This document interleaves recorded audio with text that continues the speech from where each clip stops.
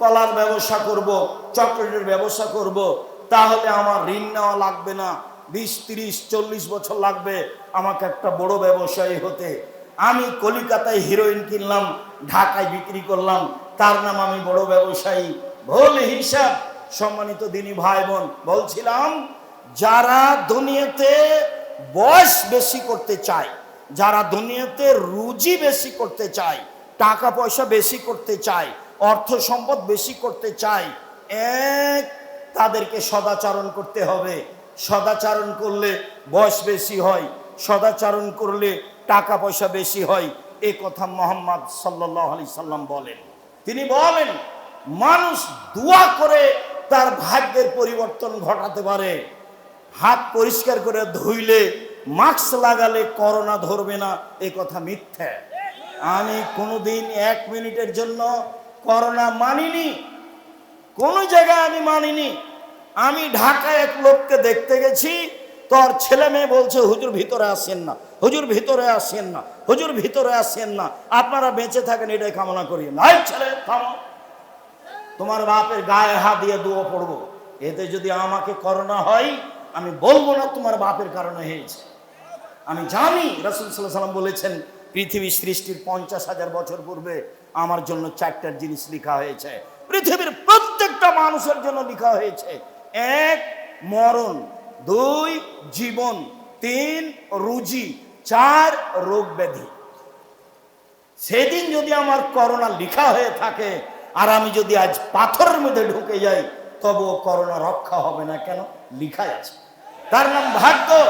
শোনো, তোমার আব্বাকে দেখতে এসে ভাগ্য অস্বীকার করে আমি আব্দুর রাজ্জাক বিন ইউসুফ মরতে রাজি নই। আমি ভাগ্যকে সামনে রেখেই, তাকদীরকে বিশ্বাস করেই তোমার বাপের গায়ে হাত দিয়ে দোয়া পড়ে যাব, যা হবে হবে। যদি করোনা হয় আমি বলবো না তোমার বাপের কারণে হয়েছে। পৃথিবী সৃষ্টির 50,000 বছর পূর্বে লেখা ছিল, তাই হয়েছে।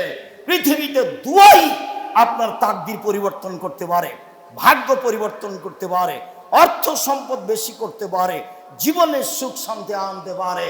সম্মানিত দিনী ভাই বোন, শুনুন, সহজে জান্নাত যাওয়ার পথ। 1 সচ্ছল অসচ্ছল অবস্থায় দান করতে হবে। 2 রাগ দমন করতে হবে। রাগ দিয়ে কোনো কাজ নিতে হবে না। কাজ বিনাল গাইজ, রাগ দিয়ে কোনো কাজ নিতে হবে না। ভাইয়ের সাথে হোক, বোনের সাথে হোক, চাচার সাথে হোক, দলের সাথে হোক। আমি তো দেখেছি খুব, যারা আমাকে গালি দেওয়া শুরু করে তারা আমার মা বোন দিয়ে শুরু করে।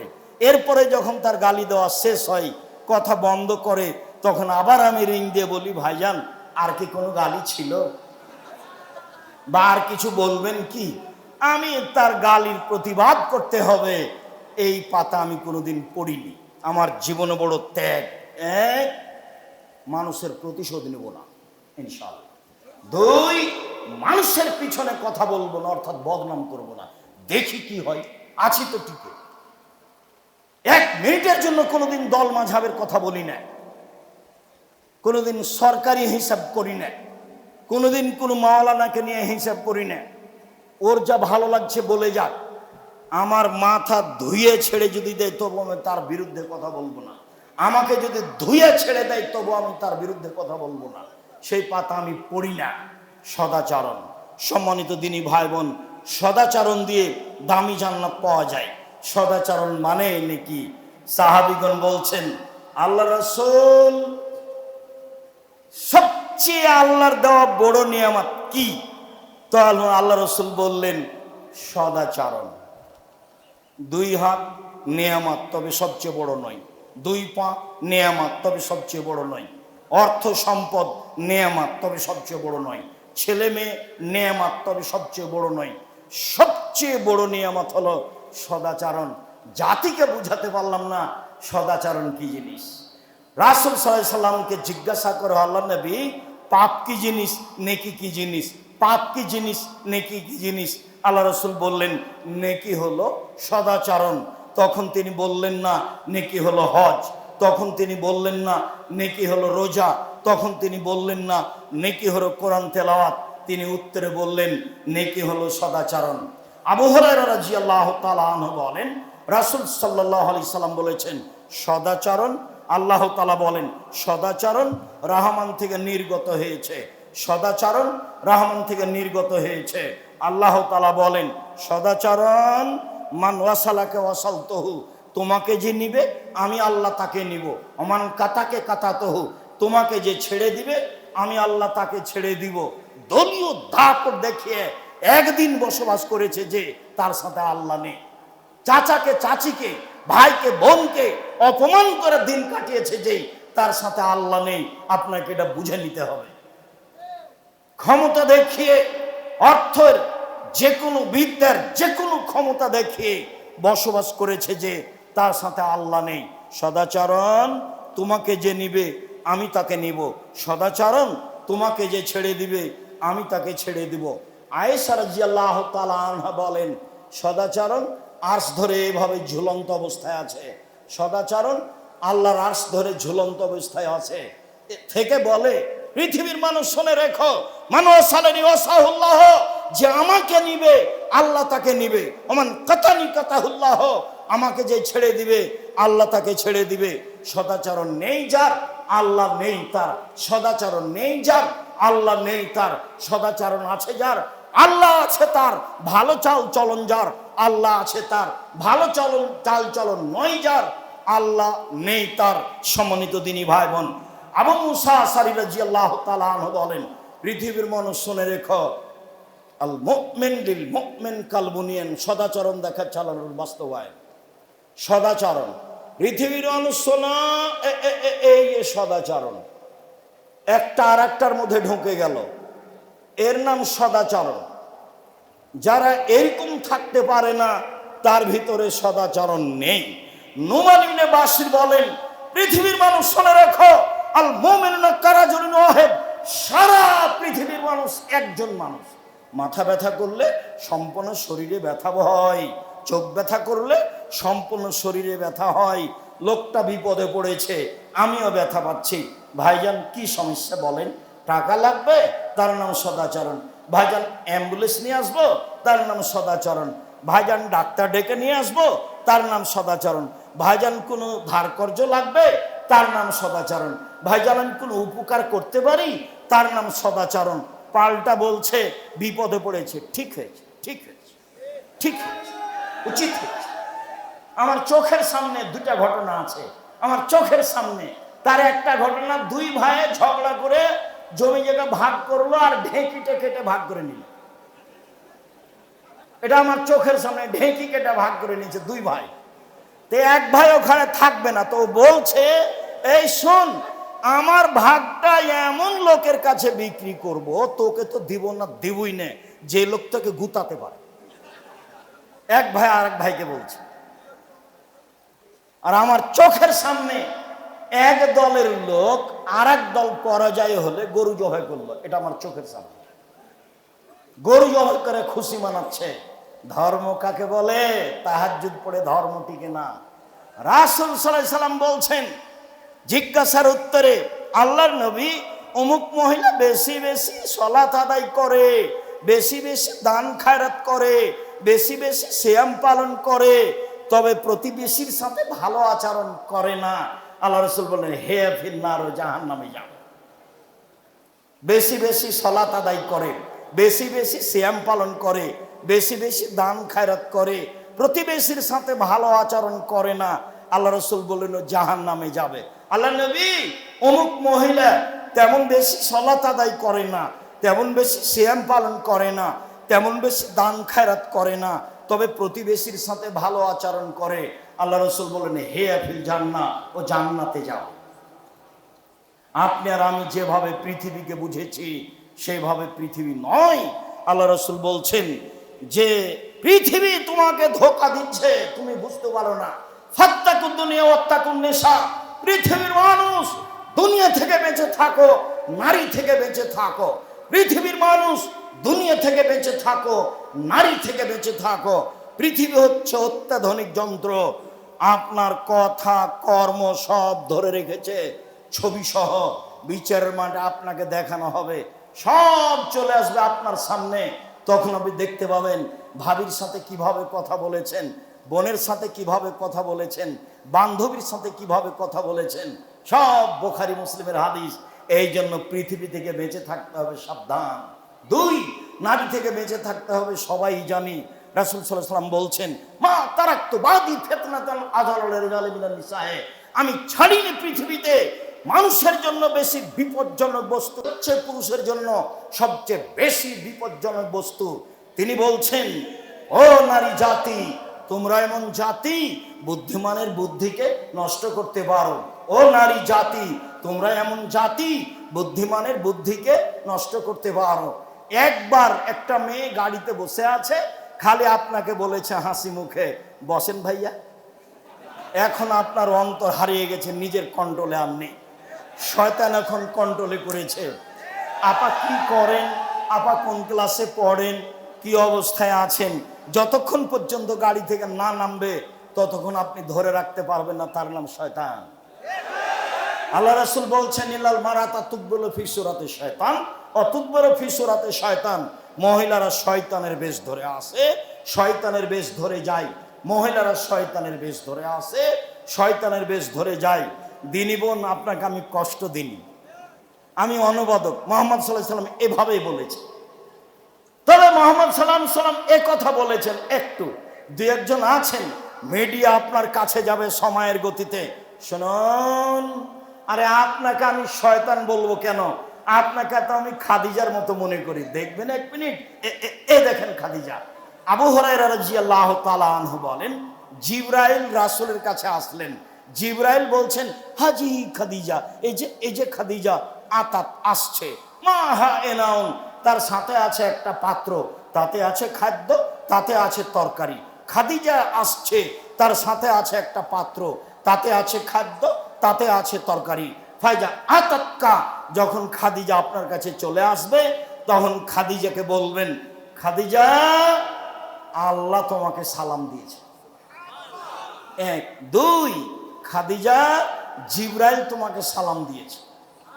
3, খাদিজা, জিবরাইল আমাকে বললেন তোমার জন্য জান্নাতে একটা ঘর তৈরি করা হয়েছে হীরা মুক্তা মাণিক্য দিয়ে, যেখানে কোনো হইচই নেই, যেখানে কোনো কষ্ট ক্লেশ নেই। বুখারী মুসলিম। তো খাদিজা তো মানুষ। আল্লাহ রাসূলকে বললেন খাদিজাকে যে শয়তানের বেশ ধরে আসে, শয়তানের বেশ ধরে যায়। দেখবেন রাসূল সাল্লাল্লাহু আলাইহি ওয়াসাল্লাম বলছেন যে সবচেয়ে উত্তম সম্পদ, দামি সম্পদ যার যাকাত লাগে না, সবচেয়ে উত্তম সম্পদ, দামি সম্পদ যার যাকাত লাগে না, 1 লিসানুন যাকির, ওই জিহ্বা দামি সম্পদ, যেই জিহ্বা সুবহানাল্লাহ আলহামদুলিল্লাহ আল্লাহু আকবার বলতে পারে, জিকির করতে পারে। এটা হলো পৃথিবীতে সবচেয়ে দামি সম্পদ। এই ছেলে, সবচেয়ে দামি সম্পদ কি? জিহ্বা। জিহ্বা কিন্তু বিপদে ফেলে। রাসূল সাল্লাল্লাহু আলাইহি ওয়াসাল্লাম বলছেন, সঙ্গী সাথী বলতে পারো মানুষকে পিছন দিক থেকে জাহান্নামে ধাক্কা মেরে নিক্ষেপ করে কি? সঙ্গী সাথী বলতে পারো মানুষকে পিছন দিক থেকে ধাক্কা মেরে জাহান্নামে নিক্ষেপ করে কি? সঙ্গী সাথী বলতে পারো মানুষকে পিছন দিক থেকে ধাক্কা মেরে জাহান্নামে নিক্ষেপ করে কি? এ কথা বলতে বলতেই ফাঁকা জ্বলেছে না, জিভা, দেখো জিভা, জিভা মানুষকে পিছন দিক থেকে ধাক্কা মেরে জাহান্নামে নিক্ষেপ করে। মুখ ব্যবহার করবেন না। পৃথিবীর মানুষ শুনে রেখো, মাইয়াজমানলি মা বাইনা লাহিয়াহে ওয়া মা বাইনা রিজলাইহি ফালাহু জান্নাহ। কেউ যদি মুখের জিম্মেদারি নিতে পারে, কেউ যদি জিনা করব না বলে জিম্মেদারি নিতে পারে, আমি মুহাম্মদ সাল্লাল্লাহু আলাইহি ওয়াসাল্লাম তাকে জান্নাতে নিয়ে যাওয়ার জিম্মেদারি নিলাম। কিভাবে নিয়ে যেতে হয় সেটা আমার ব্যাপার, কি করতে হবে সেটা আমার ব্যাপার। 1, মুখ দিয়ে কারোর বিরুদ্ধে যাবে না, মুখ দিয়ে কারোর বদনাম করবে না। সাবধান। সাংবাদিক গেছে জামিয়া সালাফে, পুরাতন কথা আমাকে জিজ্ঞাসা করছে, তখন আমি বলছি রুজি উপার্জনের আর কোনো পথ পাওনি? হারাম পথে রুজি উপার্জন করতে এসেছো কেন? আল্লাহ নবী বলছেন, মান সাতারা মুসলিমান সাতারাহুল্লাহ ফিদ দুনিয়া ওয়াল আখিরাহ। কেউ যদি মুসলমানের দোষ ত্রুটি ঢেকে রাখে, আল্লাহ বিচারের মাঠে তার দোষ ত্রুটি ঢেকে রাখবেন। এদিকে বাস্তব বুখারীর হাদিস দেখায়, এই মানুষের দোষ ত্রুটি ঢেকে রাখে যে, তাকে বিচারের মাঠে আল্লাহ পাশে নিয়ে আসবেন। পাশে নিয়ে এসে তার হাতের আড়ালে নিয়ে এসে বলবেন, এই যে পাপ, এগুলো চিনতে পারো কি কার পাপ? জি চিনতে পারি, এগুলি আমার পাপ। তুমি কিছু বলতে চাও কি? জি না, আমি কিছু বলতে চাই না। আমার ফেরেশতারা অন্যায় লিখেছে, এটি কি বলতে চাও? জি না, আমি তা বলতে চাই না। তখনও বুঝেছে জাহান্নামে আমি চলে গেছি। আল্লাহ বলছেন, শোনো, তুমি মানুষ হিসেবে যদি মানুষের দোষ ত্রুটি গোপন রাখতে পারো, আরে তুমি মানুষ হয়ে যদি মানুষের দোষ ত্রুটি ঢেকে রাখতে পারো, আমি আল্লাহ তোমার দোষ ত্রুটি ঢেকে রাখতে পারি না। যাও, তোমাকে জান্নাতে দিয়ে দিলাম। উপদেশ বইয়ের ভূমিকাতে হাদিস আছে, দেখেন আপনি। জাতির যদি রাস্তাঘাট করে দিতে না পারি, জাতির যদি স্কুল কলেজ করে দিতে না পারি, জাতিকে চূড়ান্ত সঠিক ধর্ম দিতে পারবো ইনশাআল্লাহ। আমি গড়তে চাচ্ছি জামিয়া সালাফিয়া, দেশের জনগণের ছেলে মেয়েকে উন্নত মানের শিক্ষা দিয়ে, বাংলা ইংরেজি আরবি উন্নত মানের শিক্ষা দিয়ে জাতির অন্যায়ের বিরুদ্ধে লড়তে চাই। মুখে কলমে মিডিয়ায় লড়বই ইনশাআল্লাহ। লড়ে যাচ্ছি, জীবন বাজি রেখে লড়ে যাব। আপনি যেটা চেয়েছেন, আপনার ছেলে মেয়েকে বেশি পয়সা খরচ করে পড়াবেন, কয়েক বছর দেখার পরে আব্দুল্লাহ আমাকে বলছে, আব্বু কিছু বুঝলেন? হ্যাঁ দেখো, তাহলে তো মানুষ যেটা বলছে সেটা করাই লাগে, তাহলে নেবরাসি স্কুল খুলো, তাহলে গার্জেন বুঝবে না আমার ছেলে ইংরেজি শিখেছে। তো একদিন 6 বছর বয়সের ছেলে আব্দুল্লাহ, তখন আমি বলছি, আব্বু হ্যান্ড মানে হাত, হেড মানে মাথা। তোর মা হাসছে, হেসে বলছে, ও মাইকেল মধুসূদন দত্ত কি 6 বছর বয়সে ইংরেজি শিখেছিল? হ্যাঁ, বাচ্চা নিয়ে পিড়াপিড়ি করছেন কেন? মাইকেল মধুসূদন দত্ত বুঝেছিল আমি ইংরেজি জানি, কবিতা লিখে লন্ডনীদের হারিয়ে দিব। তার মানে ইংরেজি ভালো শিখেছিল, তাই কি 6 বছর বয়সে? এখন বাপ মা বুঝছে যে আমার 6 বছর ছেলে যেন ইংরেজি বলতে পারে, তো ভালো। তো একটা অনুষ্ঠান আব্দুল্লাহ করলো, তো দেখলাম ছেলেরা এমন বললো, তো মনে হয়েছে আসলে এরা বিদেশ থেকে এসেছে। ওই যে সেদিনের একটা বৈঠক দেখলেন তো। তো ঠিক আছে আব্বু, মানুষ যেটা বুঝছে সেই ফিল্ডে থাকো, আর তাদের জন্য জামিয়া সালাফি রূপগঞ্জে একটা বিশাল বিল্ডিং তৈরি করা হবে, যাদের শিক্ষা ব্যবস্থা বহির্বিশ্বের শিক্ষক এসে দিবে। আর বা দেশের যারা উচ্চ শিক্ষিত ছেলে বাহিরে আছে, তাদেরকে নিয়ে এসে তাদের শিক্ষা দেওয়ার ব্যবস্থা করতে হবে ছেলে মেয়েদের। বাপ মা যেটা বুঝছে সেটাই করার চেষ্টা করতে হবে। সম্মানিত দিনী ভাই বোন, বলছিলাম, জাতির যদি রাস্তাঘাট করে দিতে না পারি, জাতির যদি স্কুল কলেজ করে দিতে না পারি, জাতিকে চূড়ান্ত সঠিক ধর্ম দিতে পারবো ইনশাআল্লাহ। পৃথিবীর মানুষ, আমি আশঙ্কা করে যাচ্ছি আমার উম্মাতের উপরে, এক আইম্মাতাম মুজিল্লিন, ভ্রান্ত হুজুর, হুজুর হবে ভ্রান্ত, এটা আমার ভয়। পৃথিবীর মানুষ বলে গেলাম, আমার পরে কতগুলি আলেম ওলামা আসবে, আমার আদর্শ ছেড়ে দিয়ে বলবে অন্য আদর্শকে, এটাই রাসূলের আদর্শ। আমার সুন্নাত ছেড়ে দিয়ে অন্য আদর্শকে বলবে এটাই রাসূলের আদর্শ। আমার সুন্নাত ছেড়ে দিয়ে অন্য সুন্নাত ধরে বলবে এটাই রাসূলের সুন্নাত। শোনো, ওদের দেখতে লাগবে মানুষ, ওদের অন্তর হলো শয়তানের অন্তর। ওদের দেখতে লাগবে মানুষ, ওদের অন্তর হলো শয়তানের অন্তর। হুজুরের কথা আল্লাহ নবী বলছেন, হুজুর। পৃথিবীর মানুষ মনে রেখো, আমি আশঙ্কা করে গেলাম আমার উম্মতে, এক ভ্রান্ত হুজুর, দুই সাতালতাহেকো কাবাইলু মিন উম্মতি বিল মুশরিকিন, আমার উম্মতে হিন্দুদের সাথে মিশে যাবে। এই ছেলে শরম পাও না ওই অনুষ্ঠানে যেতে? লজ্জা পাও না? ধর্ম বিক্রি করে খেয়েছো? 5 ওয়াক্ত সালাত আদায় করবে, হালাল রুজি করবা, আড্ডা পিটবা না। 1 5 ওয়াক্ত সালাত, 2 হালাল রুজি, 3 কোরআন তেলাওয়াত, 4 আড্ডা পিটা নিষেধ। আড্ডা পিটা 2 ধরনের, 1 দোকানপাটে বসে গল্প করা, এর বদনাম করা। আড্ডা পিটা 2 ঘন্টার ঘন্টা ল্যাংটা বেটি ছেলে মোবাইলে দেখ। এই দুটাই হচ্ছে আড্ডা পিটা। এই আড্ডা পিটা থেকে তুমি বেঁচে থাকো, জান্নাত হবে ইনশাআল্লাহ। তুমি কার পাল্লায় পড়ে কার পিছনে ঘুরে বেড়াচ্ছ? কেন তুমি ঘুরে বেড়াচ্ছ? চাঁপাইনবাবগঞ্জে আমাদের গ্রামে একটা লোক বলতো, পরের না পরের দিন বাঘ মেরেছে ঝলসাখানা। কি